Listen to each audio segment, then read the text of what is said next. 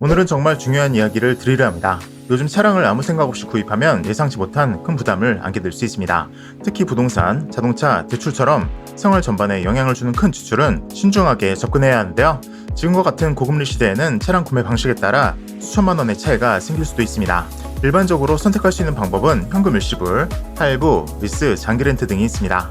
겉으로는 비슷해 보이지만 실제 비용 구조를 따져보면 결과는 크게 달라지죠. 우선 요즘 많이들 알아보시는 장기 렌트부터 짚어보겠습니다. 장기 렌트는 계약 종료 시점에 차량을 반납하거나 인수할 수 있습니다.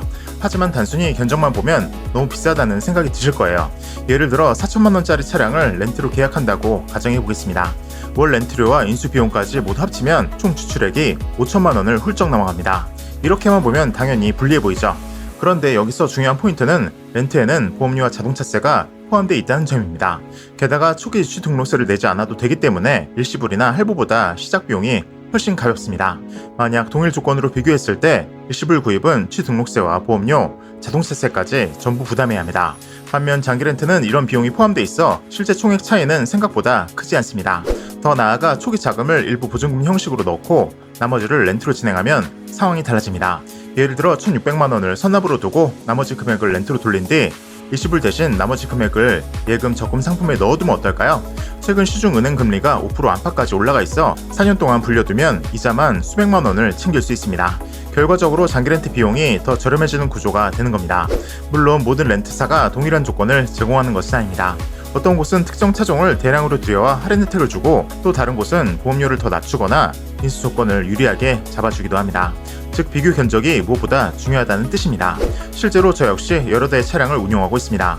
현금으로 산 중고차도 있고 리스로 계약한 수입차도 있지만 현재 가장 만족스러운 건 장기 렌트 차량입니다.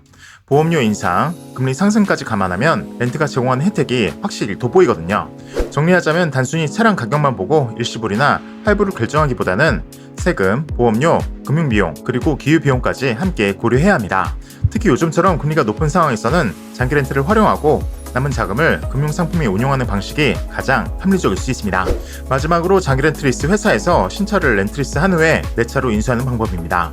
요즘은 렌트리스에서 특판 할인이라고 해서 할인이 들어간 재고들을 싸게 렌트리스 해주는 경우가 많은데요. 이 경우 이자보다 할인이 더 클 경우 현금 일시불보다 오히려 더 저렴하게 구매할 수 있는 렌트리스 재고들이 있습니다. 그래서 요즘 하허호 같은 렌트 번호판 차량들이 길거리에 많이 보이는 것입니다. 이 부분은 고객님마다 유불리가 다르기 때문에 렌트 견적 상담을 받아보신 후에 판단해보시면 좋을 것 같습니다.